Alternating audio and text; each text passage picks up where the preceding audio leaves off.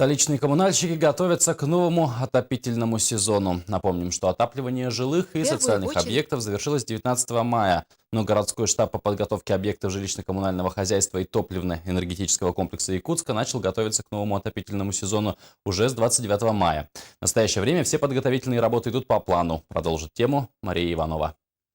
Запускаются в социально значимые объекты. Это школы, лечебные учреждения, детские сады. На сегодня практически все объекты, кроме 23-й школы и 3-й поликлиники, готовы к новому отопительному сезону. Запуск тепла в эти объекты начнется уже сегодня, а в жилые дома тепло начнет поступать со следующей недели. Работа штаба, городского штаба уже, можно сказать, подходит к финишному концу. И в этом плане у нас, я считаю, что штаб работал плодотворно. Но, конечно, вопросы, которые были, они старались решаться. И сейчас мы можем сказать, что город готов.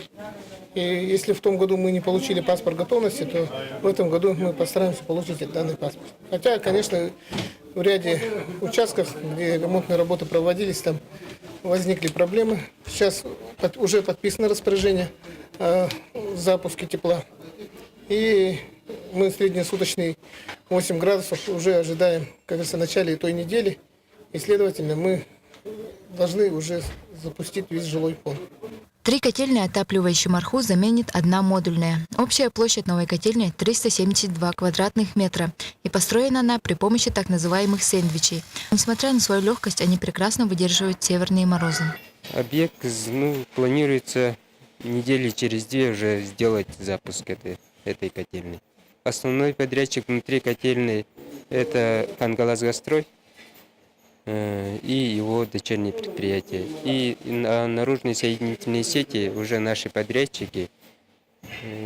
Там не один подрядчик, целых 3 подрядчика работают на этих наружных сетях. С наступлением холодов начинаешь понимать всю важность работы жилищно-коммунального хозяйства. А в Якутии она особенно нужна, когда за окном минус 50, тепло в домах – это не роскошь, а жизненная необходимость. Главное, чтобы котельные работали бесперебойно. Мария Иванова, Юрий Березкин. Новости столицы.